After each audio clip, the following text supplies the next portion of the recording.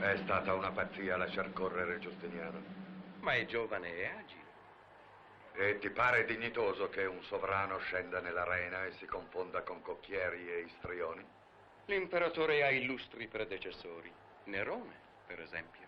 Nerone è un esempio ben triste. Triste perché gli mancava l'appoggio di un consigliere come me. Patriarca.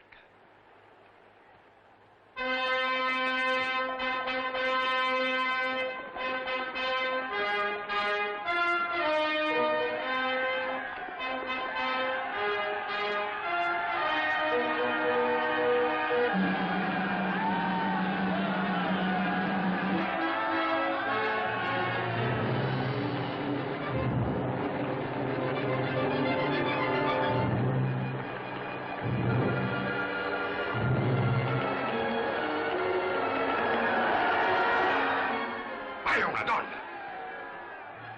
A quanto pare. È Teodora!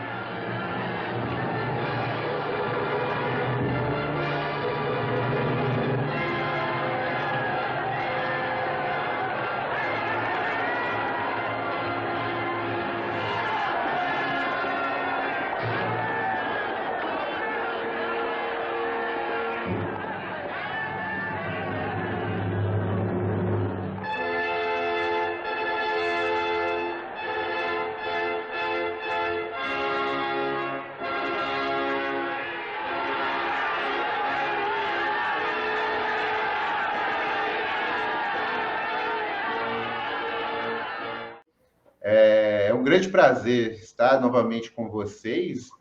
Estamos iniciando mais uma rodada do ciclo de estudos do Lefama, que é um projeto de extensão do curso de História da Universidade do Estado de Minas Gerais. E como é um curso de extensão, ele tem esse caráter mais amplo de divulgação científica e de trazer, principalmente, as pesquisas. Eu ia falar pesquisa dos pesquisadores, mas a pesquisa de doutorandos, mestrandos, só para não ficar redundante, mas a pesquisa dos pesquisadores das universidades até você aí na sua casa, numa linguagem agradável, com bastante imagens. A gente faz umas brincadeiras aqui, de vez em quando nem sempre é engraçado, mas eu espero que vocês aproveitem bastante hoje, que nós vamos começar com a primeira aula do curso, de introdução a Bizâncio, que é uma sociedade, uma civilização, um período, né, dá para a gente chamar de muitos recortes, mas eu particularmente gosto muito da história bizantina, então também estou bastante ansioso para o evento de hoje. Para a gente ouvir sobre Bizâncio, eu convidei uma colega lá dos tempos de graduação, a Carol. Ela é praticamente minha contemporânea, né? Nós não somos exatamente do mesmo semestre, mas não distanciamos muito aí no tempo, enquanto eu estava fazendo graduação, e ela também. Eu sou mais velho, eu sou dinossauro, a Carol ainda é nova, tem gás bastante para queimar. Mas ela é doutora, mestra também em História, pelo programa de pós-graduação da Universidade Federal de Ouro Preto, na linha de pesquisas Ideias, Linguagens e Historiografia, sob a orientação do professor doutor Fábio Duarte Juli. Quem não conhece, busque conhecer, uma unanimidade na história antiga, um cara muito legal, muito carinhoso. Também é graduada e bacharela em História pela mesma instituição. Ela tem experiência na área de História Antiga e Medieval, com ênfase em História Bizantina, a crise iconoclástica e seus opositores. Ela também foi bolsista no mestrado da CAPES e é vinculada ao LEI, que é o Laboratório de Estudos sobre o Império Romano da Universidade Federal de Ouro Preto. Ao lado da Carol, aproveitar para apresentar, esse é o Luiz Felipe, nosso monitor do Lefama, bolsista de iniciação científica, atualmente está estudando o Assassin's Creed, né, Luiz? É o Odyssey, esse menino aí é o menino dos games, que vai fazer aqui o acompanhamento, caso falte luz, etc. Então, Luiz, também seja bem-vindo. Gente, é o seguinte, antes de prosseguir para a convidada, o minicurso ele é certificado. Né? Quem assistiu os 2 dias vai receber o certificado do minicurso. Tem um link na descrição desse vídeo com o formulário de presença. Todavia, para você assinar o formulário de presença, é preciso esperar que eu divulgue, vou divulgar em texto, na tela, a palavra certificada ao longo da live. Dito isso, gente, eu passo a palavra a Carol. Carol, seja muito bem-vinda, é um prazer estar aqui com você. Obrigada, Igor, obrigada, Luiz. Gente, é um prazer estar aqui, boa noite, em primeiro lugar, é um prazer estar aqui, muito obrigada mesmo pelo convite. Tenho acompanhado o trabalho muito bacana que você tem feito aí, né, frente às disciplinas de antiga, medieval, agora também descobri História da Arte, e é um prazer mesmo estar aqui, e eu fico muito feliz pelo convite também, gente, por estar falando sobre a história bizantina, né, que mais do que o meu tema de pesquisa, é um tema cujo qual eu não sou nem um pouquinho imparcial, eu tenho paixão, eu gosto muito, amo de paixão isso aqui, e né, espero que seja um dia, uma noite muito feliz aqui, que vocês consigam aprender um pouquinho, porque eu estou tentando aqui reduzir 11 séculos de história em 2 dias, para dar um aparato geral mesmo para vocês, né, dessa civilização, para muitos aí dessa continuidade do Império Romano, e é isso. Vamos começar então. Trouxe essa primeira imagem aí, que para mim é maravilhosa, né, que é a famosa igreja de Santa Sofia, Santa Sabedoria, que hoje é um museu em Istambul. Então, bora lá, Igor, você passa, por favor? Bom, gente, eu coloquei aqui em primeiro lugar, vocês estão me ouvindo bem? Esqueci de perguntar. Sim, tá muito bom. Tá, né? Para começar, eu trouxe aqui mais ou menos um plano de mini curso, para a gente não se perder aqui. E eu falo de forma rápida, assim, o que a gente pretende fazer aqui nesses 2 dias, né? Hoje, primeiro dia, eu pretendo fazer para vocês uma apresentação inicial do tema, onde eu vou falar um pouquinho sobre a nomenclatura, né? Império Bizantino, Bizâncio, Império Romano, entre outros. Vou falar um pouquinho sobre essa questão de continuidades e rupturas, como a periodização antiguidade tardia ajuda no entendimento dessas continuidades e rupturas ou não, né? Por que estudar esse tema? Como estudar esse tema? As dificuldades e como vão os estudos bizantinos aqui no Brasil. Então, isso será hoje. Pode passar, por favor, Igor? No segundo dia, que será na sexta-feira, a gente vai falar um pouquinho do Império e sobre suas principais características. Aí a gente vai passar de uma forma rápida, né? Uma revisão, assim, do primeiro dia, porque já vão ter se passado aí uns 2 dias, né? Para a gente fazer relembrar um pouquinho. E aí eu vou falar um pouquinho do que seria esse Império Romano Cristão do Oriente, que mais para frente a gente vai entender isso. Vou falar um pouquinho do Imperador Constantino e do cristianismo, né? Também são chave para entender toda essa civilização. Vou falar um pouquinho da forma de governo, da titulatura, sobre as imperatrizes, a divisão da história do Império, o legado, e a gente faz umas considerações finais. A minha intenção, né, nesse primeiro dia, é fazer mais esse aparato geral historiográfico, no sentido de entender aonde se encaixa esse império, né? E no segundo dia já falar mais sobre suas características gerais, de uma forma bem simples mesmo, e da divisão de como, né, foi dividido esse império, e eu vou acabar entrando um pouquinho também no meu tema de pesquisa, né? Porque é o que eu sei mais, né, digamos assim, e também que eu vou utilizá-lo como exemplo, né, vocês vão ver mais para frente, principalmente quando a gente falar um pouquinho das fontes, tá bom? Então, bora lá, pode passar, por favor, Igor. Bom, gente, a primeira coisa que eu acho que a gente tem que falar, quando a gente vai falar sobre o Império Bizantino, é sobre a nomenclatura, né?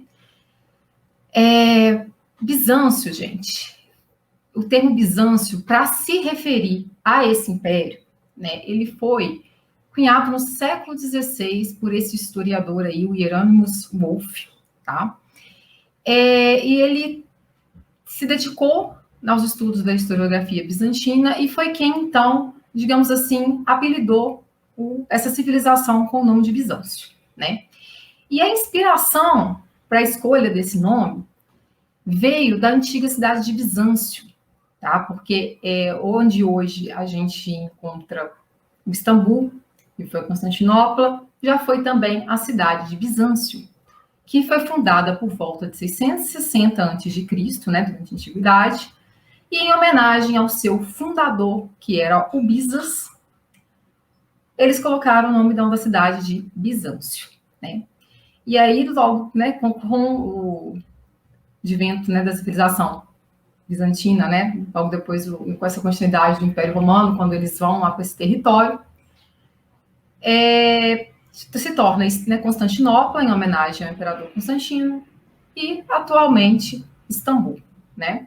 Então, hoje, o que nós denominamos de bizantinos, Império Bizantino, Bizâncio, não é a forma pela qual eles se chamavam, como essa civilização, como esse povo se chamava. Eles se chamavam de Império Romano, eles se chamavam de romanos, né? Porque eles eram herdeiros do Império Romano, ou melhor, do que restou do Império Romano, né? E atualmente, então, a gente tem todos esses nomes: Bizâncio, Império Bizantino, Império Romano, do Oriente, mas eu particularmente gosto de Império Romano Cristão do Oriente, né? Justamente por ser essa civilização herdeira desse, né, do antigo Império Romano, né, que não, como a gente vai mais para frente, ele não se acaba de uma hora para outra, né? Ele não se acaba, vamos dizer assim. E ao mesmo tempo se torna uma outra civilização que vai adquirindo características próprias, né? Como essa questão aí dele ser cristão e do Oriente. Você pode passar, por favor, Igor?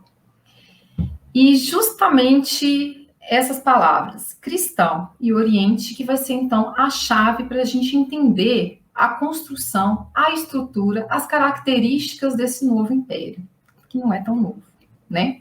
Então, a gente tem um antes e um depois. Antes, né, um império pagão, que vai se transformar em império cristão. Antes, um império que tinha sede no Ocidente, né, em Roma, e que depois ele vai, então, passar para o Oriente com sede em Constantinopla. Isso quer dizer, né, que quando ele passa para o Oriente, que acaba a parte ocidental? Não, não acaba, né, como a gente sabe que não acaba.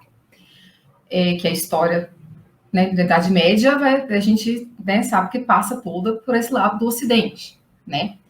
Mas a sede do governo, né, o principal passa a ser, então, Constantinopla, no Oriente.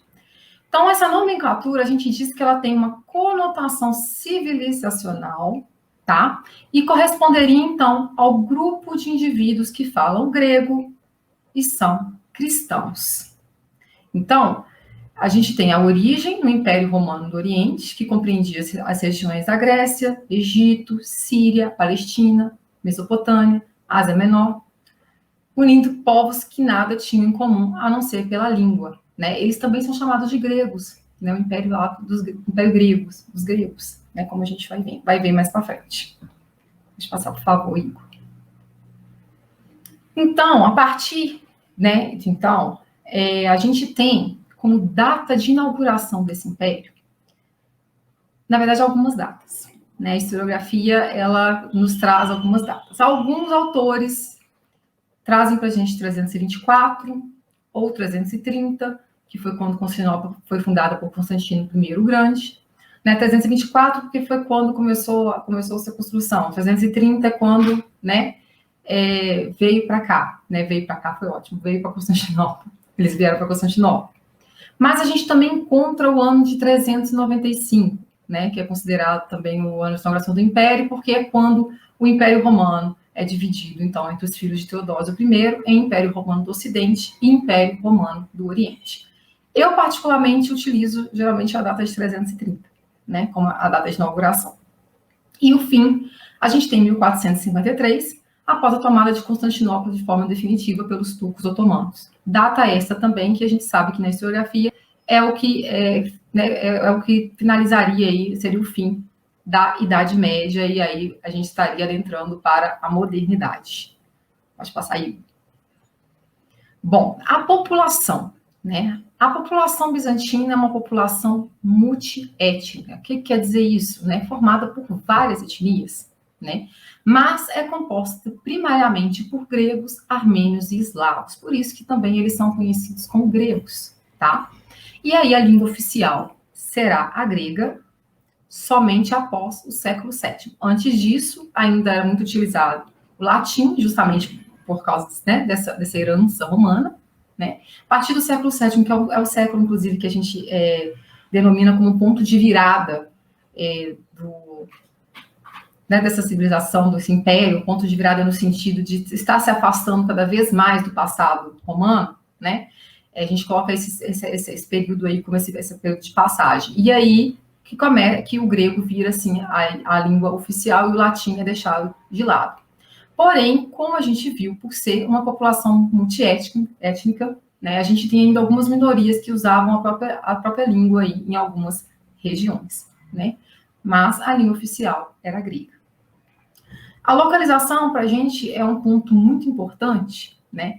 Porque a capital Constantinopla está situada estrategicamente entre o Ocidente e o Oriente. Ela ocupa os dois espaços ao mesmo tempo, né? E isso, a gente vê essa importância como fortaleza. Foi isso que chamou a atenção dos imperadores romanos, né? Que estavam em busca de um novo centro administrativo mais seguro após, né, aquelas tantas invasões bárbaras que levaram aí ao que a gente chama de decadência do Império Romano, né? Então, eles procuram esse lugar que seria um lugar estratégico, considerado mais seguro, e encontram esse lugar justamente nessa antiga cidade de Bizâncio, né? Que, como a gente vai ver, vai se passar a se chamar Constantinopla, em homenagem ao Constantino I, que vai ser o seu, né, vamos dizer assim, o seu fundador. Pode passar aí. E aí eu trouxe para vocês essa passagem que eu acho que ela vai sintetizar bem isso que eu disse, que é do Monteiro.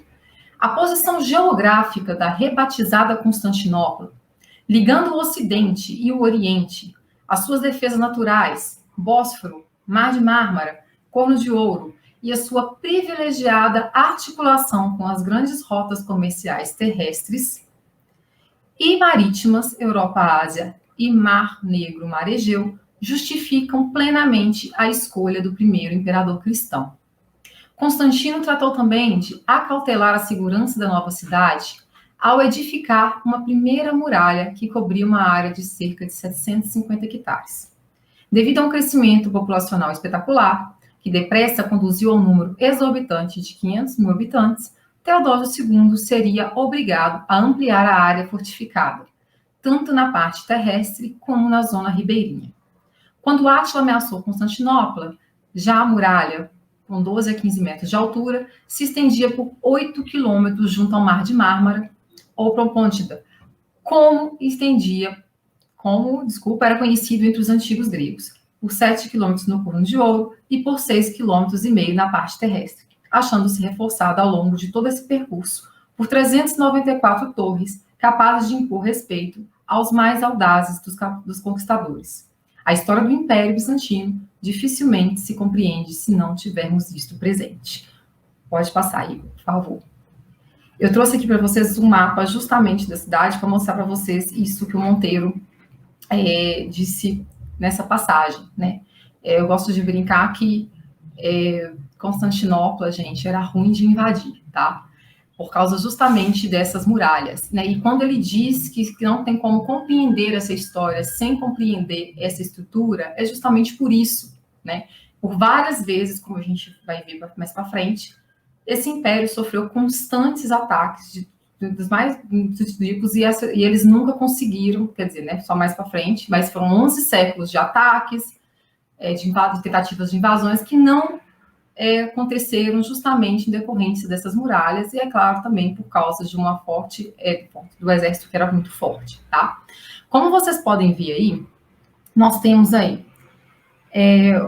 a cidade, né, de Constantinopla, nós temos aí aqui embaixo, né, o Palácio Imperial. Vocês podem ver que o Palácio Imperial, onde fica aí ficava a Igreja de Santa Sofia, o Fórum de Constantino, o Hipódromo, ficava justamente cercado pelo mar, né? Então a gente já tem aí uma dificuldade.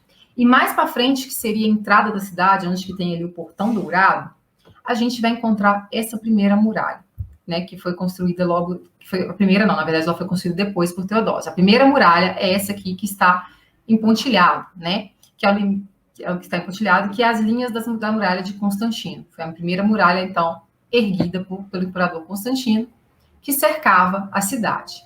Como o autor explicou, com esse crescimento populacional, né, foi possível expandir esse território e, ao mesmo tempo, expandir essa proteção. E aí Teodósio, então, vai construir essa segunda muralha. A entrada da cidade é justamente onde que está escrito aí o Portão Dourado, né? E aí vocês podem ver que até chegar lá no palácio, né, onde que perto do principal centro, né, o centro administrativo da cidade, era muito difícil. Então, por isso que, apesar dos inúmeros ataques, perdas territoriais, a gente vê que a cidade era muito difícil de ser invadida, tá bom? Bom, pode passar, por favor, Igor. E aí, não, acho que tá certo. Eu vou mostrar mais para frente, que eu achei que vinha depois, agora, mas não é. Eu vou mostrar depois mais alguns outros mapas que vai mostrando, que eu vou demonstrar como que foi essas perdas de territórios aí, para a gente entender como era difícil essas invasões, como eu disse. E aí eu acho que para a gente falar do Império Bizantino, uma das coisas que a gente tem que falar também é sobre essa questão da continuidades e rupturas. É claro que a gente sabe que em todo período histórico elas vão acontecer. Né? Mas aqui é muito importante a gente falar disso, porque normalmente a gente trata a historiografia assim. Temos aqui a Antiguidade, temos Roma e Grécia, e aí simplesmente passamos para a Idade Média e o feudalismo. E aí? O que aconteceu antes disso? O que teve antes disso? E lá no Oriente, como é que ficou? E a gente não vê, né? Isso está mudando, a gente está vendo que está tendo essa mudança agora, mas relacionada a mais pesquisas e essa curiosidade também, né? Em relação a esse ao outro lado do globo, principalmente nesse período de Idade Média. Mas, no geral, o que a gente vê é isso, né? Acabou o Império Romano, começou Idade Média, estamos no feudalismo. E não fala mais nada.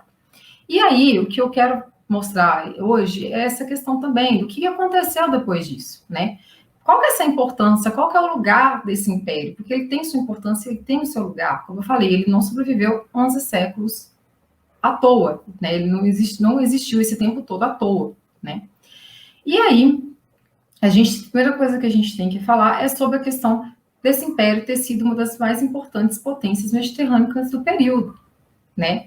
Ele era, como eu brinquei, ruim de invadir, era uma civilização extremamente rica, uma de suas formas de diplomacia era a demonstração dessa riqueza, do que eles tinham, né?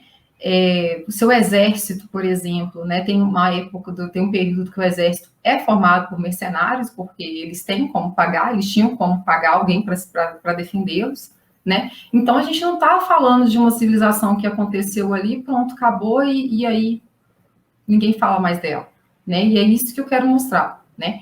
Que esse império, ele não surge, né, com esse simples desaparecimento do Império Romano, que não é simples, né? Já que o mesmo não desaparece por completo e nem tem essa saída brusca da antiguidade com o medievo.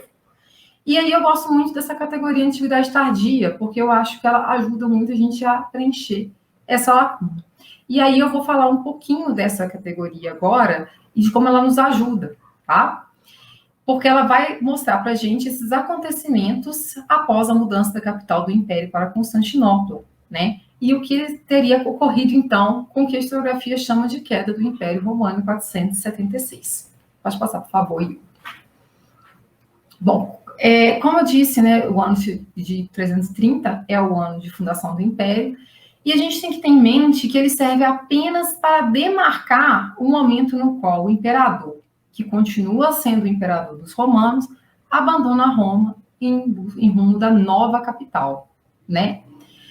E aí a gente vai ter essa mescla, então, dessas raízes latinas, com esses novos elementos aí, os grego-orientais, e que essa mescla, né, como a gente vai ver mais para frente, vai ser o que acentua as difíceis relações existentes entre o Ocidente com Roma e o Oriente em Constantinopla, né? Que mesmo a religião, né, o cristianismo, que seria um meio de uni-los, a gente vai ver que foi também um ponto de separação, principalmente lá para os séculos 8 e 9, né?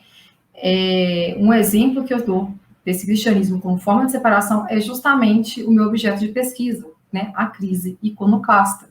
A crise iconoclasta, eu falo que é já um ensaio para o cisma de 1054. Né? Vai ser um século dessa política iconoclasta que foi instituída por um imperador, né, contrária às imagens de Cristo, da Virgem, dos santos, aos ícones, qualquer forma de fazer de demonstrar Cristo na forma humana. E essa política iconoclasta, que vai durar por mais de um século, né, ela vai abalar e muito as relações entre Roma e Constantinopla, né, tanto que no meio do caminho a gente vai ter aí a coroação de Carlos Magno no Ocidente. E aí, por isso que eu falo que é esse ensaio já para o cisma de 1054, porque é uma outra coisa que é muito complexa, né? Quando a gente chega lá em 1054, a única informação que chega para a gente, olha, as igrejas do Oriente e do Ocidente se separam com o grande cisma e acabou. Foi, sim, de uma forma brusca. E não foi. Isso vai vir com o tempo, né?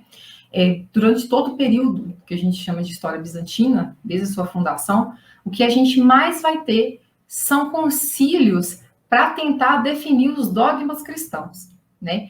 E aí, esses concílios que vão fazer com que surjam várias, né, a gente brinca, os vários cristianismos, né? Que não é só um cristianismo, são vários cristianismos, né?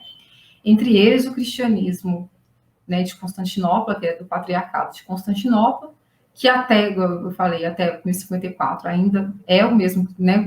A mesma igreja aqui, a de Roma, e depois se separa de forma definitiva, né? Justamente por causa dessas definições. E o iconoclasmo vai ser uma dessas razões que já vai começar a abalar essa relação entre Roma e Constantinopla, entre as igrejas romana e constantinopolitana, tá bom?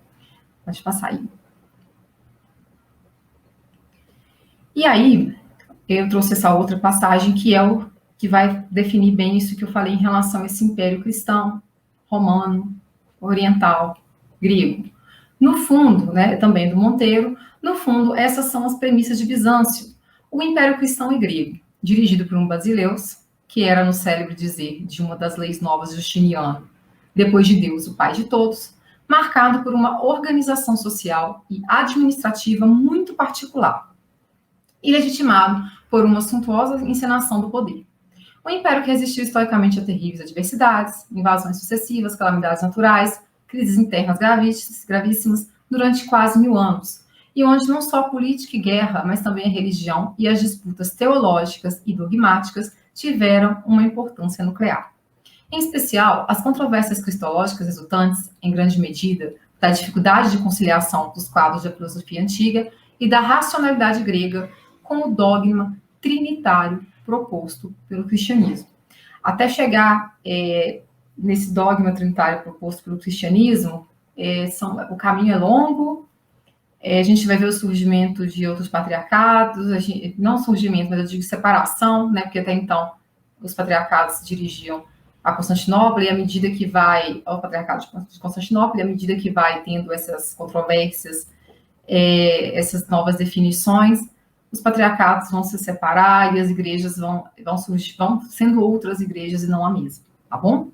Pode passar aí. Bom, e aí, aqui cheguei, era que eu tinha confundido, eu trouxe para vocês aqui 3 mapas que eu vou mostrar justamente como se deu essa decadência do Império. Aqui a gente tem esse primeiro mapa, que é o Império no seu auge ali, durante o governo do imperador Justiniano, né, que a gente fala que foi o último imperador realmente romano, né. E aí, a gente tem aqui, né, nesse traçadinho aqui, o limite do Império Bizantino durante a ascensão do Justiniano, né, separando ali o Império do Império dos Sassânidas, dos Gassânidas, e para cá a gente tem no escuro aí as áreas conquistadas sob Justiniano.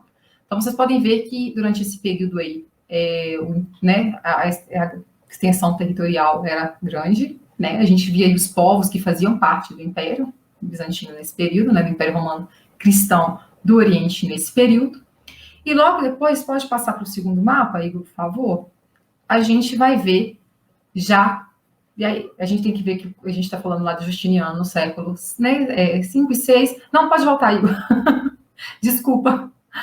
E aqui a gente já tem esse mapa do mundo mediterrâneo, que já no século VII a IX, que é esse século VII que eu disse para vocês, que é quando a gente começa a ter essa mudança nessa estrutura do império. E daí ele vai deixando para trás aí essas heranças romanas, e ao mesmo tempo, né, esse século VII é um século assim, crucial para o Império Bizantino. Por quê? Nesse período a gente tem a ascensão do Islã, né, e que vai se expandindo territorialmente, né, e inclusive tomando vários territórios do Império Bizantino. Né? No século VII, o grande império que vai aí bater de frente com Bizâncio será, né, o Império Árabe. E aí vocês podem ver nessa parte aí de escura que são as conquistas árabes.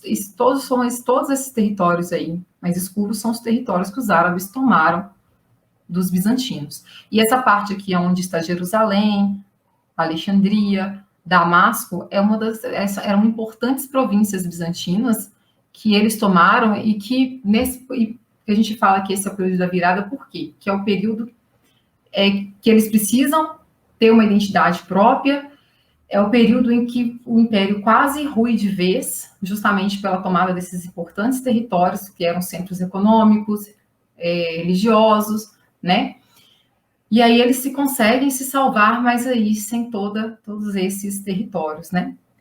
Então, aqui a gente já vê como eu falo que aqui, apesar de não ser ainda o fim do Império, já é um período de decadência, né? Que começa a perder esses importantes territórios e diminui aí, né, bem o Império. E aí, durante esses séculos 8 e 9, de 7 ao 9 também, que acontece a crise iconoclasta, né? E justamente quando o primeiro imperador iconoclasta ele chega ao poder, é ele que consegue salvar o império dessas invasões, né? Porque eles quase conseguiram chegar no centro administrativo do império, né?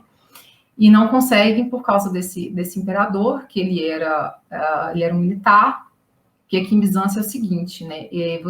A gente não vai ter aquela sucessão, não é que não tenha, mas a sucessão imperial não é somente, por exemplo, não é por sangue, por exemplo. Pode ser, como a gente vai ver algumas dinastias que vão ficar no poder por essa questão do sangue, mas poderiam chegar ao poder outras pessoas, né, que não faziam parte, por exemplo, da família real. Né? No caso do Leão III, por exemplo, que chega ao poder em 717, institui a crise iconoclasta e para as invasões árabes, ele era um militar que dá um golpe. Ele dá um golpe e sobe ao poder, né? E ele consegue, então, estabilizar o império e consegue também definir uma dinastia, né? Que a dinastia, ele consegue definir uma dinastia, e aí sim a gente vai ver essa sucessão por sangue. Mas não é uma regra, tá?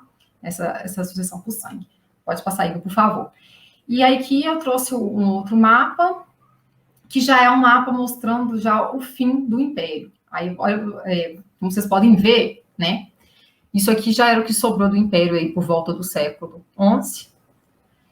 E nessa parte mais clara, a gente tem aí os territórios perdidos em 1092, né? Como vocês podem ver aí, Anatólia, que era importantíssima para o Império, Nicomédia, Cesareia, mais lá para cima ali, ó, parte da Itália.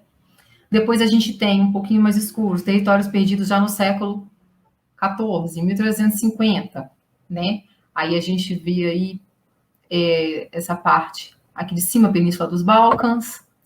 Depois a gente tem os territórios perdidos em 1402, né? Que aí a gente vai ver ali para cima Constantinopla, a própria Constantinopla, né? Que foi o período latino, foi o período das cruzadas, quando a gente recebe aí o fogo amigo e Roma invade Constantinopla e o império, né, perde a capital e tem que se mudar a capital para Niceia, né? Só que pouco tempo depois consegue recuperar, consegue tirar os latinos do poder, consegue recuperar Constantinopla e aí vai cair de forma definitiva, como a gente pode ver de mais escuro, em 1453 para os turcos otomanos, tá bom? Então eu quis trazer esses 3 mapas porque eu acho interessante mostrar essas 3 fases, né? Que a primeira fase ali que a gente tem até Justiniano, que é esse período aí de expansão, né? Justiniano, ele queria reviver o passado romano justamente, não só em relação cultural, mas em relação a essa expansão de território. Depois dele, a gente já vai ver essa perda de territórios para uma outra civilização que vai surgir aí nesse Mediterrâneo, né? E depois a gente vai vendo como o Império vai se degradando, principalmente com o início das Cruzadas, né? Até o seu fim definitivo, então. Aí. Pode passar, por favor, Igor. E aí, como vocês viram, né, foram várias batalhas, eu estou falando mais dos árabes aqui, porque foram, né, os principais, conseguiram bater de frente nesse período com o Império Bizantino, mas a gente vai ter outros também, como os búlgaros, né, então, assim, como eu disse também, os latinos lá, né, Roma durante os romanos, não romanos, os latinos durante as cruzadas, depois os turcos otomanos, né, então foi um processo muito longo aí para essa decadência, né, dessa civilização. Né, então, por isso que eu trouxe esse mapa, só para ilustrar, esses mapas só para ilustrar essas passagens mesmo. Bom, e aí, como eu estava dizendo, eu estava falando sobre a periodização da Antiguidade Tardia e como eu acho ela importante para o entendimento, né, desse período, principalmente do surgimento desse império. E aí eu trouxe algumas informações, como um texto base, que é esse texto Transformação e Continuidade do Império Romano, apontamentos para uma discussão historiográfica do conceito de Antiguidade Tardia, do Marcos Cruz. E aí, o que ele traz de importante nesse texto é mostrar como no século XX, né, começa-se, então, esse questionamento dessa ideia de decadência, né, do Império Romano, pelo Peter Brown, com essa imersão dessa categoria Antiguidade Tardia, e como essa categoria vai ajudar nessa substituição desse conceito de decadência para o de transformação, transição, né? Porque a gente, quando a gente fala de rupturas e continuidades, parece assim, principalmente de rupturas, parece que é uma coisa assim, não, aquilo ali acabou e mudou completamente. E a gente vê que não é, né? A gente sabe que não é bem assim, né? Então, essas palavras transformação e transição, elas caracterizam melhor esses períodos, né? Quando a gente dá como fim de uma era e por aí vai. E aí ele fala que a proposta, então, do autor, do Peter Brown, apresenta-se como uma abordagem social e cultural do período, ressaltando o legado desse momento para a história, para a sociedade bizantina, islâmica e medieval, né? Porque quando a gente fala, como eu disse, né, de Idade Média, a gente fica muito preso ao medieval, a gente fica muito preso a essas questões feudalismo, ao Ocidente, e a gente esquece o que está acontecendo aí no entorno desse Mediterrâneo, e uma das coisas mais importantes, com toda certeza, é essa expansão islâmica, que vai abalar toda essa estrutura, né, do Mediterrâneo. Né, vai diminuir aí essa grande potência, por exemplo, que era o Império Romano Cristão do Oriente, né, vai emergir e vai, né, a gente vai vendo aí vários territórios sendo conquistados. Então, a importância, né, de estudos que trazem esses temas está nisso, né, porque a gente sair dessa ideia de que medievo parece que só aconteceu no Ocidente e o Oriente nada. Né? O Oriente fica ali perdido como se não tivesse existido um período medieval, uma Idade Média no Oriente. Pode passar, por favor, Igor.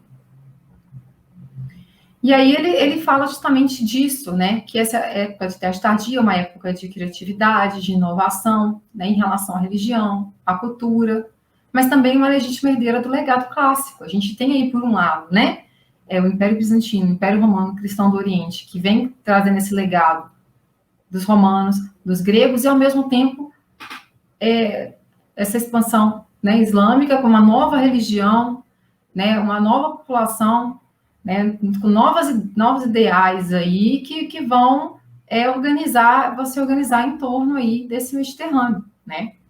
E aí ele fala, né, que a originalidade do período se encontra justamente nessa dinâmica entre o antigo e o novo, e sua essência ser uma época de transição. Então, por isso que ele explica que discorda dessa ideia de crise, de ruptura, né, de um fim do mundo antigo para uma entrada no mundo medieval, né, defendendo, então, essas ideias mais de continuidade e transformação, né. Pode passar, por favor, Igor.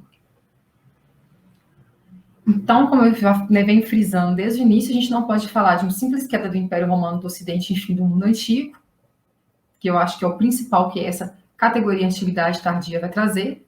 Vai demonstrar Bizâncio como essa forma de continuidade e de transformação, né, como eu expliquei, continuidade por ser herdeiro do legado romano, transformação por se tratar de um novo império situado em uma nova capital, com uma nova forma de governo pautada na religião cristã, como eu frisei também em relação ao Islã, uma nova religião, uma nova civilização. Pode passar, por favor, Igor. E o que eu chamo a atenção, então, dessa relevância da categoria Antiguidade Tardia, a compreensão dessas transformações e essas estruturas em torno do Mediterrâneo, que vai nos ajudar, então, a preencher essa lacuna que surge nessa passada busca de antiguidade para a Idade Média. Outros estudos que eu gosto também, muito relacionados a esse preenchimento aí dessa lacuna, são estudos pautados na questão mediterrânea, né, onde que deixa de lado de falar, assim, focar em grandes civilizações, como o Império Romano do Oriente, expansão islâmica, e vai fazer, os estudos vão ser não no Mediterrâneo, mas do Mediterrâneo, né, que eu acho que é o que a gente mais precisa fazer, porque para a gente conseguir compreender esse período, não adianta a gente estudar somente essas civilizações, a gente tem que estudar as relações dessas civilizações com outras, né? Então, eu acho que quando a gente vem aqui, a gente está hoje abordando o Império Bizantino nesse mini curso, vocês podem ver que eu estou tentando mostrar esse relacionamento, principalmente aí com o Islã, com esses outros povos, porque, assim, a gente tem que ver que essas continuidades, essas transformações, que não é uma coisa brusca, uma coisa, olha, aqui agora vai ser um Império bizantino, que vai falar grego, ponto, acabou. Não, foi como eu demonstrei para vocês. A língua oficial do Império passa a ser o grego depois de um determinado período, por exemplo, mas a gente tem outras populações ali, outras minorias que continuam a utilizar a sua língua, né? E assim por diante. Então, são dois estudos que eu gosto muito, pesquisas que eu aconselho vocês a darem uma olhada, para quem se interessa aí pela antiguidade, pelo medievo. São pesquisas voltadas aí para essa antiguidade tardia e pesquisas voltadas aí para essa questão do Mediterrâneo, né? De uma história do Mediterrâneo e não no Mediterrâneo. Pode passar, por favor, Igor. E aí, falei demais e não estou chegando a lugar nenhum, né? E aí eu venho com a seguinte questão: por que estudar? Por que a gente deve estudar, nem que seja um pouco mais assim de Bizâncio? Primeiro, que é o que já venho frisado, em relação a preencher essa lacuna nos estudos tradicionais, né, pós o que chamamos de fim do Império Romano em 476. Né? Porque a partir desses estudos, a gente, né, sobre o Império Bizantino, a gente vai ver como prosseguiu a parte oriental do Império, né, como ela se salvou, até se tornar o que atualmente, né, chamamos de Bizâncio ou Império Bizantino. Né? Eu trouxe essa citação, porque eu acho que ela resume bem isso, né? Michael Engels, ele sempre diz isso, né? Bizâncio contém a chave do desenvolvimento dos primórdios do mundo medieval, que viu a humanidade ceder a divisão, que viu Bizâncio perder a predominância cultural ao enfrentar novos adversários em forma do Islã e do Ocidente Latino. É isso, né? O que inicia aí o medievalismo é justamente essa mudança, né? Quando essa capital passa para Constantinopla, né? Ele é a chave para esse entendimento dessa mudança, dessa periodização, né? E em relação a ver essa questão da unidade ceder a divisão e novamente ter uma nova unidade, né? Porque a partir de Bizâncio a gente vai acabar estudando, como eu falei, outras civilizações por causa dessas relações, né? Como no caso aí o Islã, por exemplo, que vai, como alguns autores sugerem, vai ser uma nova forma de união, uma nova forma de unidade nesse Mediterrâneo. Então, a gente vai, ao falar de Bizâncio, automaticamente, então, a gente vai falar dessas novas estruturas, né, nessa nova estrutura, desse novo império, mas, ao mesmo tempo, das relações com outros e novos impérios, tá bom? Pode passar, por favor. Outra coisa, né, elucida, como eu disse, parte do que foi a Idade Média no Oriente, vai mostrar a importância política e econômica de Bizâncio no cenário mediterrâneo durante a Idade Média e após, né, como a gente vai ver mais para frente, como esse império vai influenciar em outras civilizações, como a Rússia, por exemplo, tá, com o Império Russo.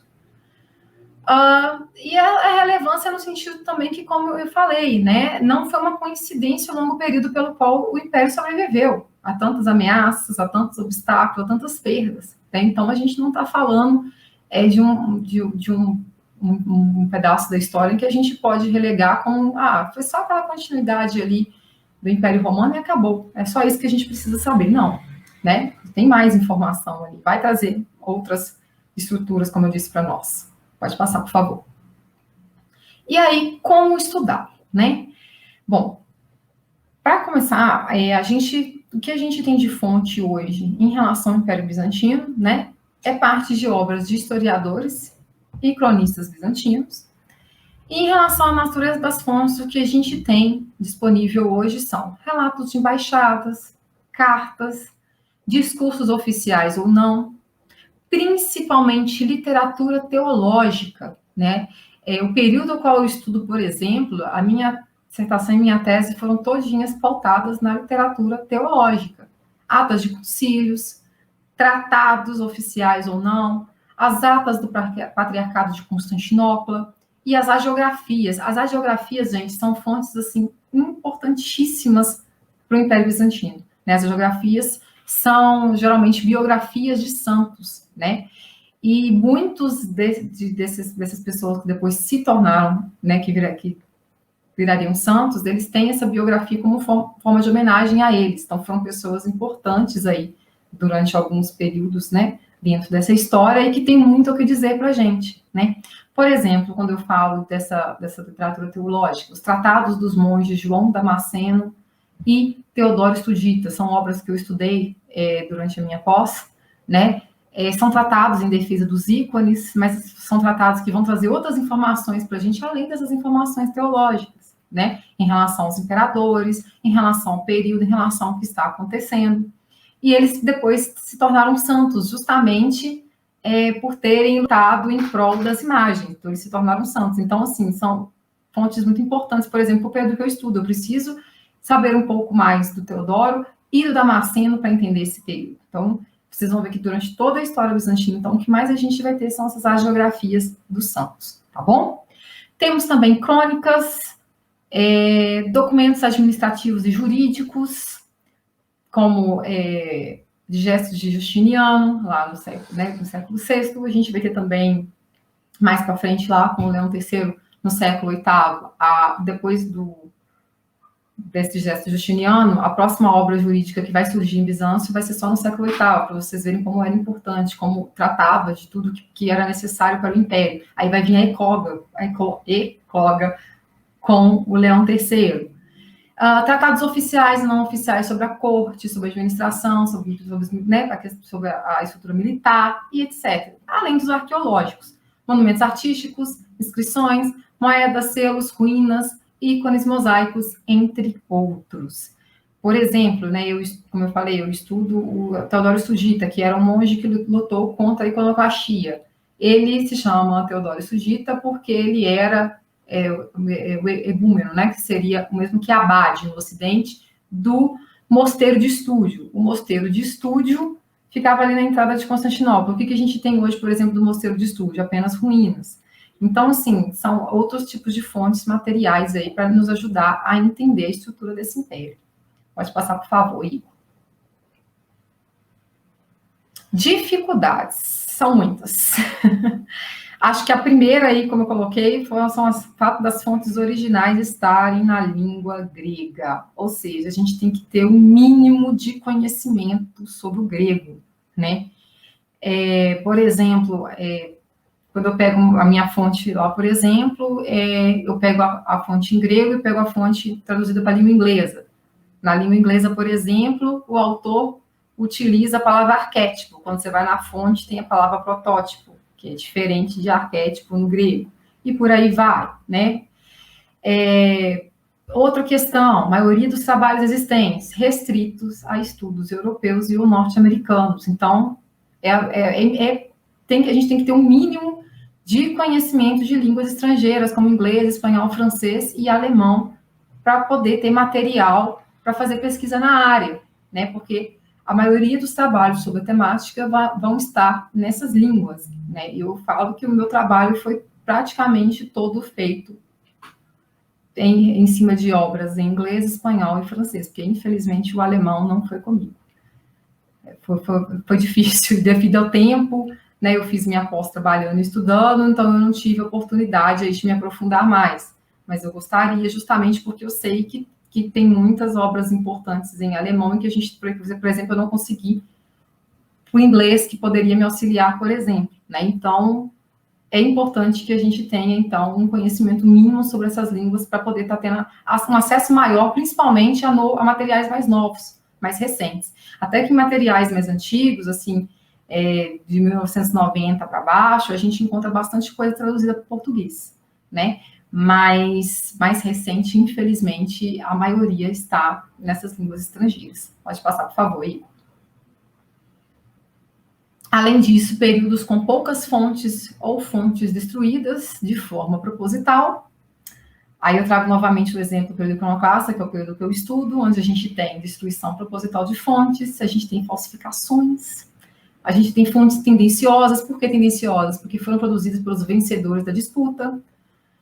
Por exemplo, né, os tratados que eu falei que eu estudei, do defesa dos ícones, né, do João Damasceno e do Estudita, eles eram monges iconófilos, a favor dos ícones. Então, o que eles vão trazer nessas obras deles é o que interessava a eles, né? As fontes em relação ao que os imperadores iconoclastas instituíram, a gente só tem um pedaço, por exemplo, da ata do Concílio de 754, que era um concílio iconoclasta, dentro da ata do Concílio de 787, que restabelece pela primeira vez o culto das imagens. A gente tem um pedaço dentro dessa ata para quê? Para ela ser refutada. Então, ao analisar essas fontes, a gente tem que ver que elas dizem muito mais do que elas querem dizer, justamente por serem terem sido produzidas pela parte vencedora da disputa, né? Eles construíram esse período. Hoje, nós historiadores, o que sabemos desse período, a gente sabe da visão deles. Então, a gente tem que tomar muito cuidado para não cair aí em certas ciladas. E aí, pode passar, por favor, Igor. Eu trouxe até um pedacinho dessas fontes, que eu trabalho com elas, para demonstrar para vocês. Por exemplo, Damasceno. Ele diz assim, num pedaço aí: maniqueístas compuseram o evangelho de acordo com Tomás. Você vai agora escrever o evangelho segundo Leão? Leão era o imperador, o primeiro imperador iconoclasta. Eu não aceito o imperador que tiranicamente arrebata o sacerdócio. Imperadores têm recebido a autoridade para unir e desunir?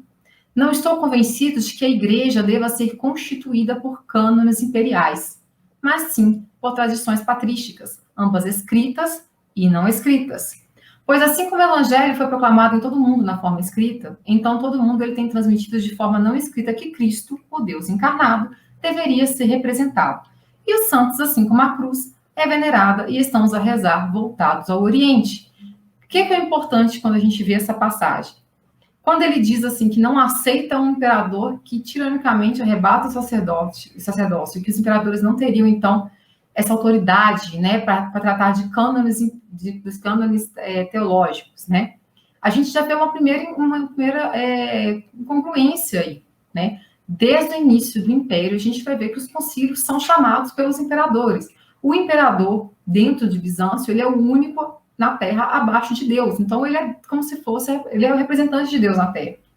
Então, ele tem autorização para falar como se fosse Deus, né? Então, a gente tem até a discussão aí em torno do cesaropapismo, né? Em Bizâncio, principalmente pelo Dagron, em relação a isso, que é como se ele fosse um sacerdote, imperador e sacerdote, né? E aí a gente já tem essa primeira incongruência na fala do Damasceno. Mas espera aí, se o imperador é o único abaixo de Deus, ele é o chefe do Estado e da igreja, né? Depois seguido pelo patriarca, mas ele ainda está acima do patriarca, porque acima do imperador está somente Deus.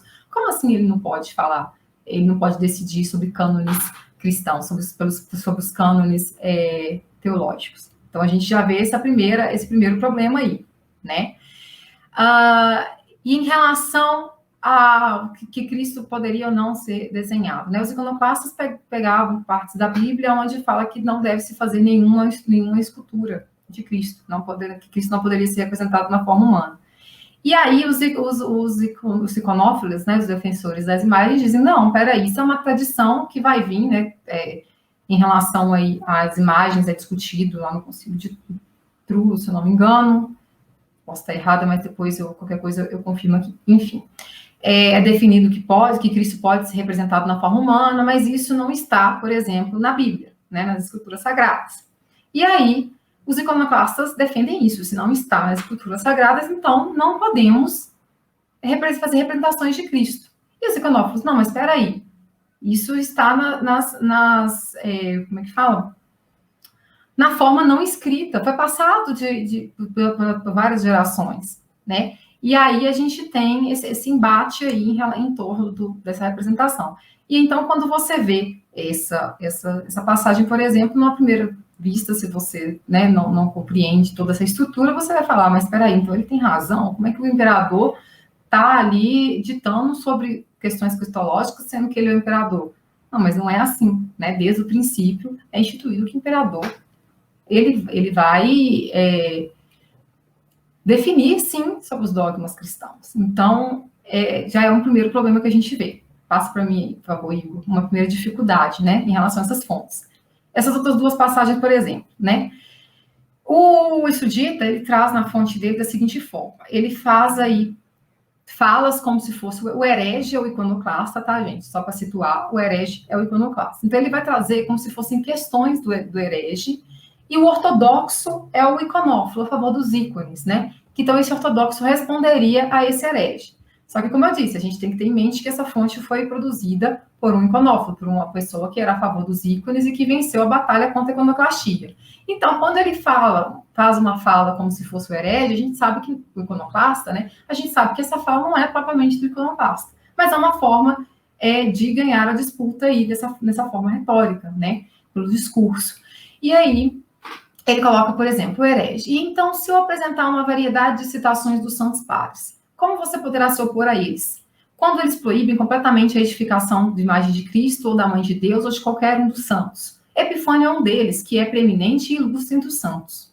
Aí o ortodoxo responderia para ele, as citações não são de santos, mas de interpoladores e hereges. Caso contrário, elas concordariam com a verdade com os santos pais. Sabemos que Epifânio é um santo e é grande na arte de realizar milagres. Seu templo, após seu repouso, foi erguido por Sabinos, seu servo e discípulo, e foi decorado com toda a história do Evangelho.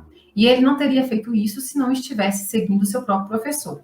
Assim, o tratado contra os ícones é inautêntico e não pode de modo algum ser atribuído ao divino Epifânio. Então, a gente tem aí o herege, que seria representado, né, uma representação do iconoclasta, e o ortodoxo seria uma representação do iconófilo, e um diz que um dos santos padres da igreja, lá, né, o Epifânio, era contra a representação de Cristo.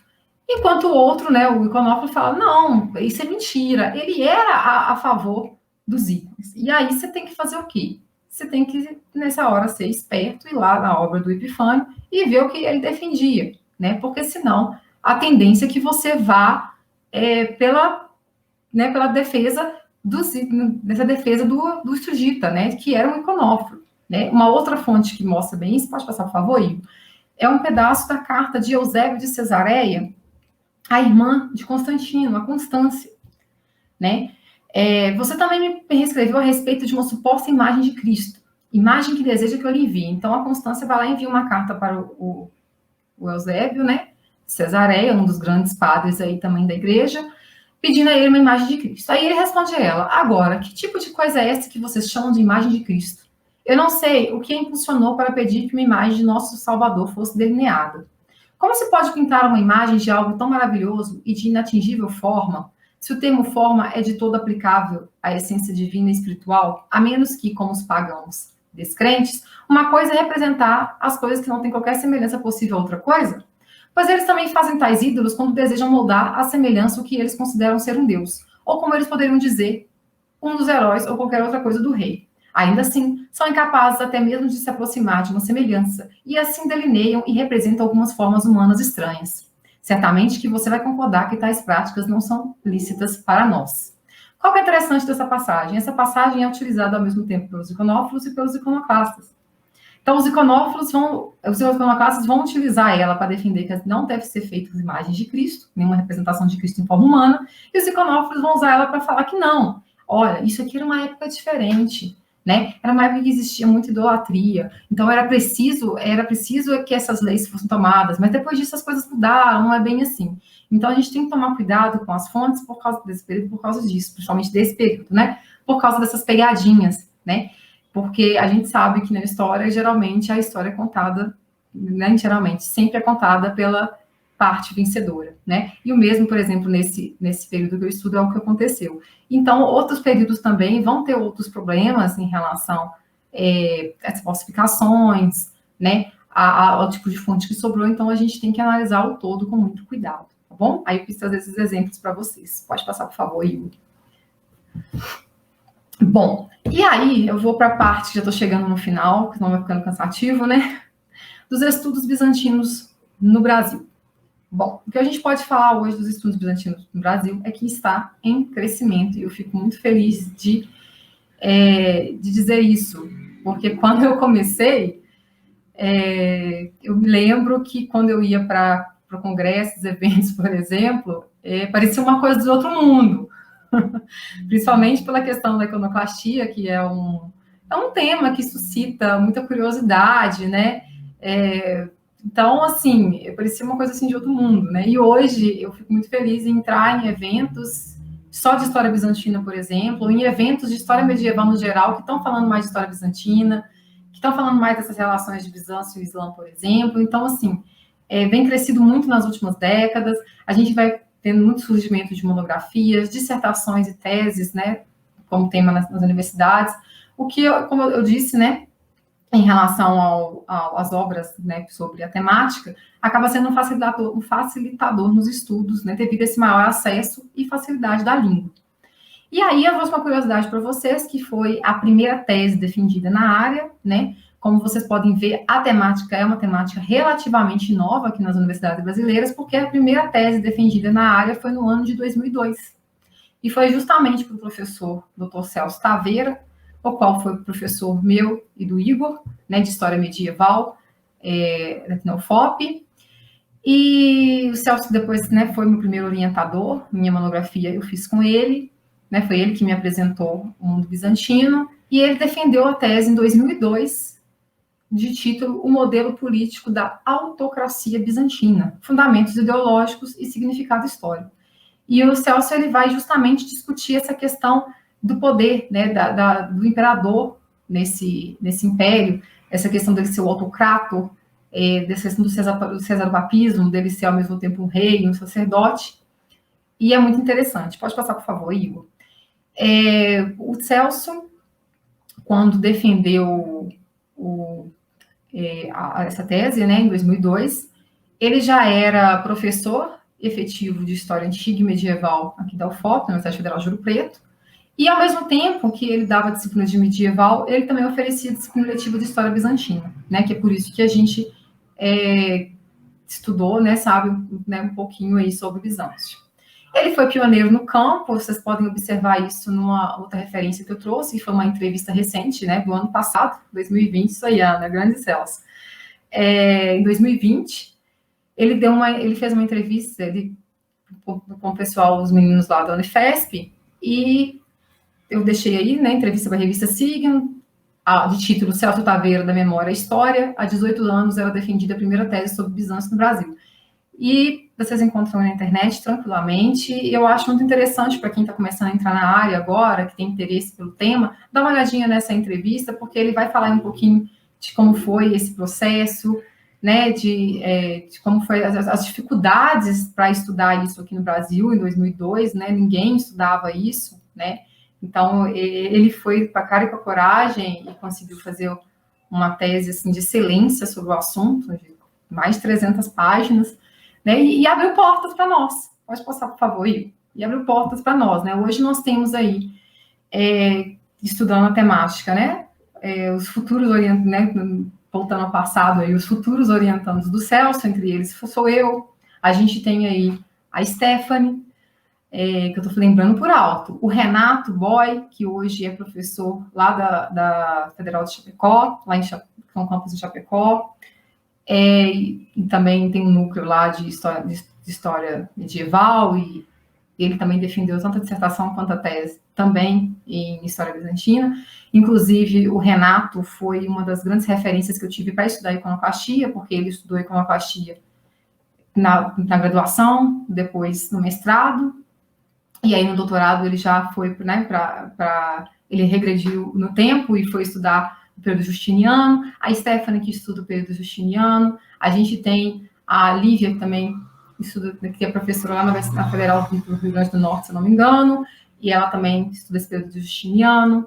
E temos também o nascimento do LAIMEB, que é o Laboratório de Estudos Mediterrâneos e Bizantinos do LEME, né, do Laboratório de Estudos Medievais da Unifesp, que é o primeiro grupo de pesquisa brasileiro dedicado aos estudos bizantinos. E aí eu deixei a página deles aí para vocês.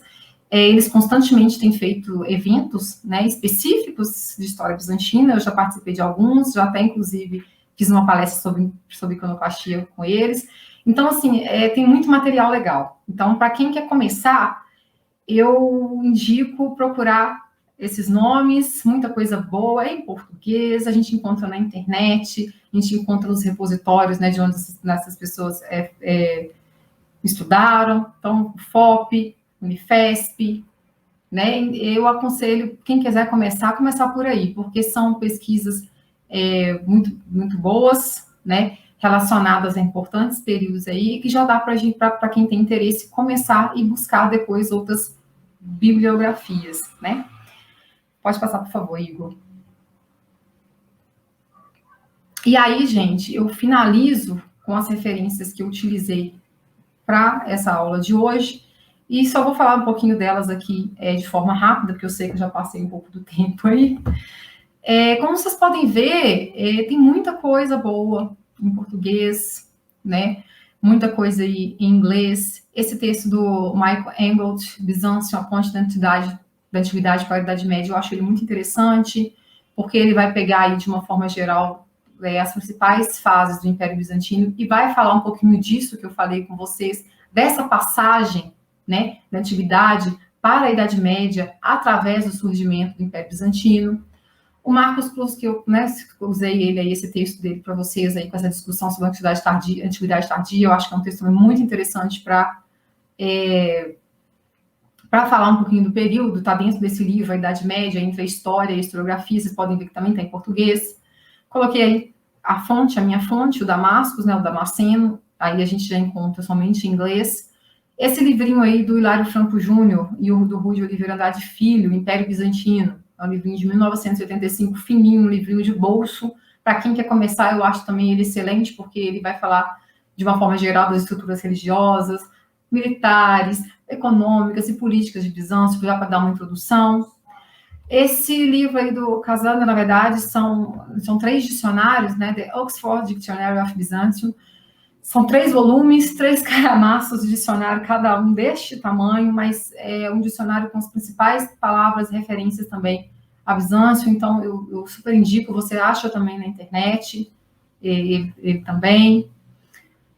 Os Mango é um compiladinho de fontes, né, de pedaços, na verdade, enxertos de fontes, né, que chama Source and Documents, de 312 a 1453, ele vai trazer pedaços, excertos de fontes dos principais períodos, né, também do Império. Esse texto do MacCormick, o Imperador, está dentro do livro O Homem Bizantino, vai falar um pouquinho também sobre, né, sobre o homem bizantino de forma geral, a mulher, o imperador, a imperatriz. O Monteiro, Sangue de Bizâncio, já é um livro mais recente, 2016. Como eu falei com vocês, é mais difícil encontrar livros mais recentes, né? Mas esse, por exemplo, foi da Universidade de Coimbra, então está em português. O Sangue de Bizâncio, Ascensão e Queda do Império Romano do Oriente, também é um livro já mais grosso, excelente também, que ele vai tratar de todo o período bizantino. O Ostrogoski, História do Império Bizantino, em espanhol. Esse livro, o Celso brincava, eu concordo com ele, que o Ostrogoski é o Mark Bloch do Oriente, tá? Da Idade Média Oriental aí de Bizâncio. É uma excelente fonte também, ele também trata de todo o Império Bizantino, e mais importante que isso, ele vai trazer as principais fontes de cada período. Então, para quem tem interesse na área, né, pegar esse livro, dar uma olhadinha nas fontes, no tipo de fonte, aonde vocês podem encontrar, ele é excelente para isso. O Sherra do Philip Bizâncio já é um livro mais ilustrativo, então ele vai trazer mais as obras de arte, mas também eu acho interessante. O Estudite, que é o Teodoro Sugita, também somente em inglês, que é a fonte dele sobre o iconoclastia. E eu deixei para vocês, como eu falei aí, o site do LAIMEB e a referência também da entrevista do Taveira sobre, né, ele ter sido o primeiro pioneiro aí nessa história bizantina do Brasil. E é isso, gente. Para esse primeiro dia, eu propus fazer essa aparato geral aí, um pouco da historiografia. E aí, na sexta-feira, a gente vai entrar mesmo nas características. É isso. Desculpa ter passado um pouquinho aí, Igor. Falo demais. Uai, Igor, passou tempo nenhum. Na verdade, o tempo passou rápido com a excelente fala, né? Um esforço de síntese muito grande e muito didático. Então, assim, eu apreciei bastante. Viu, pessoal? Olha, é o seguinte, eu vi que muita gente andou perguntando aqui no chat, para quem chegou depois da introdução, eu avisei no início da live que o formulário ele está na descrição do vídeo. Então, abre lá a descrição do vídeo, você vai ver um linkzinho com o formulário do Google. Lá neste formulário, você deverá colocar a palavra certificada. A palavra certificada é BISAS, né, que eu coloquei aí no chat. Não é Bilbo Bolseiro. Bilbo Bolseiro é o apelido que os alunos da UFOP, inclusive eu, a gente chamava carinhosamente o professor Celso Taveira. Aliás, é Bilbo Pocheteiro, que ele andava com a pochete para cima e para baixo, e ele, assim, ele realmente parece o ator do Bilbo Bolseiro. Então, a palavra certificada não é Bilbo Bolseiro. Não. É porque já me avisaram aqui no chat que alguém achou que era Bilbo e já colocou lá o Bilbo Bolseiro, mas não é Bilbo Bolseiro. Não. E não é outras palavras também, né, que colocaram ali, né, o pessoal às vezes chuta a palavra, não. A palavra certificada é fornecida por nós, que é uma maneira da gente controlar para eles no YouTube, né, já que não tem lista de chamar, de presença, o link pode circular, né, então eu acho que é mais fácil dessa maneira. Tem uma pergunta, fora os elogios, ela está guardada no chat, mas aqui eu já abro para quem mais da audiência queira fazer alguma pergunta, pode escrever no chat. Tem um monitor nosso que ele está observando, ele está salvando as perguntas, anotando, que a gente já passa para a Carol. Enquanto vocês vão fazendo isso, ou não vão fazendo, eu vou fazer uma pergunta, né, de acordo aí com a tonalidade do evento, uma questão mais de conhecimento da área, e se a Carol puder responder para os nossos ouvintes, a nossa audiência, ia ser legal. Carol, qual que é a principal dica que você dá para quem está aí em casa hoje pensando em estudar história bizantina? Eu emendo uma segunda que também é bem geral. E onde você encontra todo esse material que você mostrou? É que você mostrou muitas fontes, trouxe uma bibliografia muito interessante. É possível a gente encontrar isso, sendo que isso não tem na biblioteca onde eu estudo? Então, a primeira dica que eu dou é essa questão da língua, né? Estudar mesmo, ser autodidata aí em línguas. Quando eu comecei a pesquisar, eu era super crua no inglês, tive que pegar pesado. Né, no meu caso, assim, eu acho o espanhol tranquilo para ler, então foi de boa, mas depois o francês eu tive que pegar também, que uma das fontes que eu estudei, por exemplo, as atas do Patriarcado de Constantinopla, era na língua francesa. Então, a primeira dica que eu dou é estudar a língua estrangeira. Muito, muito, muito mesmo. E em relação a esse material que eu coloquei aqui, eu imagino da dificuldade, Igor, porque a gente tem um material bom aqui na UFOP, na biblioteca física da UFOP, por causa do Taveira, né, que pedia esse material, né, por causa da disciplina que ele oferecia, mas eu sei da dificuldade que é. E aí, gente, a minha dica para conseguir esses textos são aqueles sites, né, Igor? São aqueles sites. Não tem problema, pode falar, existe. Pode fazer propaganda deles. Pode. É que eu acho interessante ficar repetindo isso, porque às vezes o aluno tem ideia de que se ele não tiver o livro físico, ele não consegue estudar. E eu concordo com você que a maior barreira para quando a gente vai estudar esses períodos é a língua, é o conhecimento da língua. Porque o resto a gente acha na internet. Exatamente. O resto vocês acham na internet. Olha, esses dicionários, por exemplo, que eu falei com vocês, eu tenho eles físicos. Gente, deixa eu contar para vocês. Eu entrei uma vez, meu orientador, o Fábio, me mandou assim, eu estava no mestrado. Você pretende continuar estudando história bizantina? Eu falei, pretendo. Pois entra aí no estante virtual, porque eu achei os dicionários por R$300. Gente, 3 dicionários dessa grossura. Se você for ver o preço original, não era R$300. A pessoa confundiu, estava dentro do livro, eram $300. E eles venderam por R$300 e eu comprei por R$300. Então, assim, eu tive uma sorte na época, porque não tinha esse material na internet, por exemplo. Então, foi uma coisa que me salvou muito, né? Porque esse dicionário não é um dicionário comum. Ele é muito bem explicado, tem várias palavras-chave para compreender a civilização, vem, né, muita coisa boa. E aí, recentemente, eu descobri que esses dicionários estão no Libd. Então, por exemplo, vocês encontram ele lá. Vocês encontram algumas fontes, como o material monástico, vocês encontram lá. Então, assim, é igual o Igor falou, vocês encontram muita coisa na internet, muita coisa. A única coisa que eu não encontrei, e aí eu só tive acesso, porque o Taveira tinha, é o material das atas do Patriarcado de Constantinopla. E eu já fui ver para comprar, gente, surreal, não tem como. Né? E ele até doou esse material para a biblioteca da UFOP, e eu tive acesso, justamente muito agora por causa da pandemia, porque na época eu tinha xerocado. Né? Então, eu guardo essas coisas, eu guardei e utilizei durante todo o meu mestrado, durante todo o meu doutorado. Mas, de resto, o Damasceno, por exemplo, vocês encontram uma versão para a língua inglesa, por exemplo, dos tratados de 1905, se eu não me engano, na internet. Né? E eu já peguei uma mais recente que eu comprei o livro.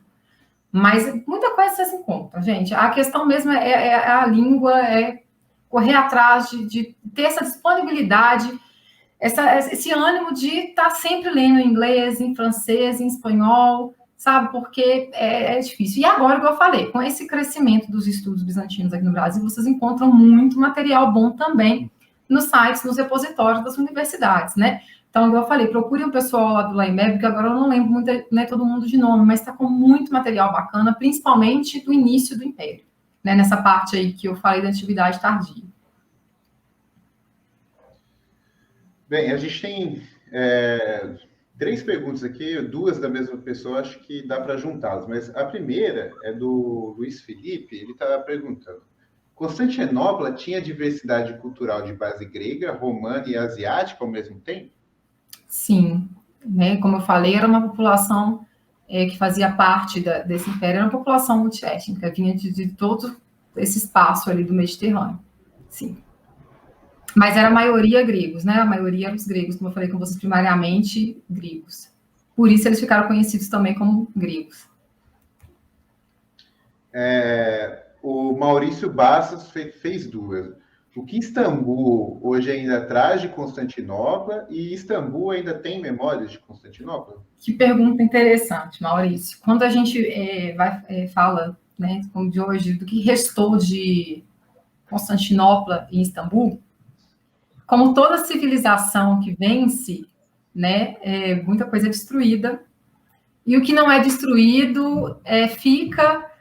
ao meu ver, para poder ser, como é que fala? Para mostrar, olha, o meu é melhor do que aquilo ali já foi. Então, por exemplo, a gente tem a Igreja de Santa Sofia, que hoje é um museu. A Igreja de Santa Sofia, depois com a queda, né, de Constantinopla, os turcos otomanos, ela virou uma mesquita, né? E recentemente ela se tornou um museu. Então, se vocês pegarem na internet, vocês podem observar que quando vocês entram lá no que hoje é o Museu de Santa Sofia, você vai ter por dentro, recentemente, alguns mosaicos que foram descobertos, né, da época bizantina, e, ao mesmo tempo, você vai ter os elementos, né, os elementos do Islã.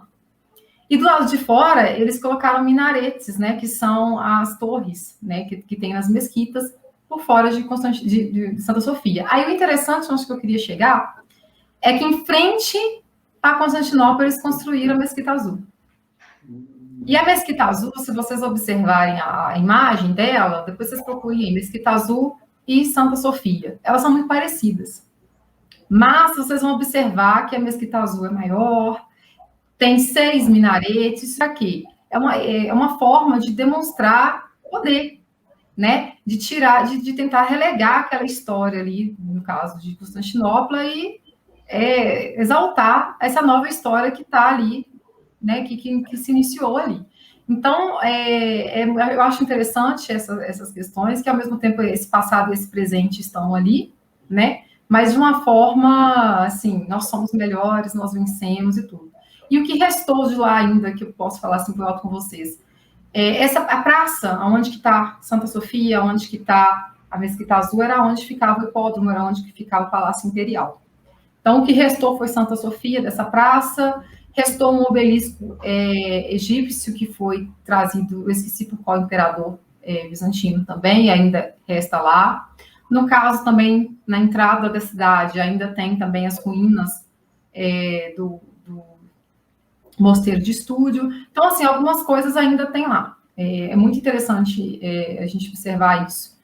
Quem sabe aí num próximo curso, numa próxima palestra, eu trago mais sobre isso.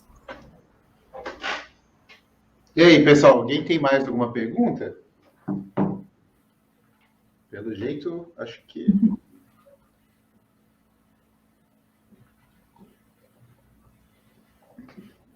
Bem, eu acho que não. Tem aqui só o pessoal agradecendo, que foi incrível, foi mesmo. Obrigada, gente. Eu que agradeço, assim, de verdade. Eu estava muito nervosa no sentido assim, meu Deus do céu, como é que eu vou fazer esse mini curso? Como é que eu vou falar de tanta coisa? Mas eu acho, assim, eu tentei trazer um pouquinho de tudo, assim, resumir, e a segunda aula vocês vão ver isso mais quando eu entrar mesmo nessas características aí dessa civilização.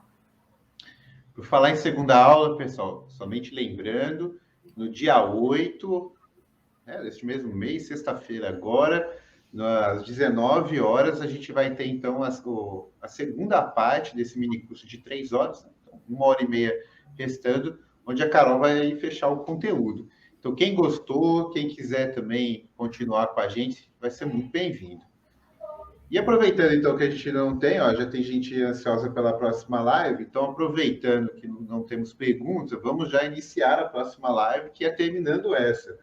Não é, Carol? Assim, a maneira de iniciar a próxima, pelo menos, é terminar essa primeira live. Exatamente. Então, gente, eu vou encaminhar para o fechamento, agradeço a presença de todo mundo, dos meus alunos, os alunos de fora que vieram, as pessoas curiosas, o pessoal que conhece a Carol. Eu esqueci de mencionar, a Carol tem um perfil no Instagram, né? Eu coloquei o arroba aqui, e tem bastante coisa dedicada a Bizâncio. É um material bem interessante para ensino de história, eu recomendo bastante vocês conhecerem desse meio tempo. Carol, muito obrigado pela presença, por essa primeira metade aí de curso, e espero que você não volte só para a próxima, para a próxima etapa, mas para outras lives, outros eventos, presencialmente, principalmente. Muito obrigado. Eu que agradeço, Igor, pelo convite, agradeço a todos vocês pela presença e pela audiência, por terem gostado, muito obrigada, a gente foi preparado com muito carinho. Como eu falei, não é só meu tema de pesquisa, é uma paixão pessoal, sou suspeita para falar de Bizâncio, inclusive quando eu fiz a página lá que o Igor mencionou é nova, eu fiz primeiro como uma forma, assim, que aluno às vezes fica, professora, tem Instagram, e aí a gente às vezes não gosta muito de misturar as duas coisas, o profissional com o pessoal, eu resolvi fazer, e depois eu falei, por que não transformar em uma página para falar um pouquinho do meu tema de pesquisa, né, porque hoje eu falo estou porque é um cargo que não é efetivo, mas hoje eu estou no ensino básico, né, então eu estou um pouquinho aí longe da realidade acadêmica, então para mim foi uma forma de continuar, né, meus estudos, já que eu terminei minha pesquisa, né, já que eu terminei os meus estudos, né, eu terminei o doutorado recentemente, e também uma forma de devolução daquilo, tudo que eu tive da universidade pública. Eu acho que é uma forma de eu devolver para a sociedade o que eu tive, né? Então, se eu posso fazer isso em forma de curiosidade, em forma de posts pequenos, né? Nem que seja para as pessoas terem uma mínima noção do que foi essa civilização, né? Para quem tem curiosidade, eu acho que é o mínimo que eu posso fazer. Então, quem quiser, segue lá, dá uma olhadinha, tem um material, como eu falei, está começando agora, posto de acordo com o tempo, porque vocês sabem como é que é a vida de professor, né? Então, é isso. Quem puder, quem quiser, quem tiver curiosidade, segue lá e pode me procurar. Às vezes as pessoas me procuram pedindo alguma referência, alguma bibliografia. E é isso, gente. Estamos aí, é só procurar, tá? E eu agradeço demais mesmo. Obrigada pelos elogios. Eu fico muito feliz de vocês terem gostado. Viu, pessoal? A Daniela Faria está perguntando aqui pedindo o link para a segunda aula. Não tem como botar link no chat do YouTube. O YouTube não permite isso. tem como você achar esse link no próprio canal. Se você vai lá em cima, você tem como colocar próximas transmissões ao vivo. Mas se você não achar, eu deixei o e-mail do Lefama. Escreve para o Lefama dizendo: oi, eu gostaria do link para a próxima aula que eu envio por e-mail. Tá bom? Então, Carol, muito obrigado novamente. Obrigado a todo mundo. E a gente volta na próxima sexta-feira. Até mais, gente. Até sexta, gente. Tchau, obrigada.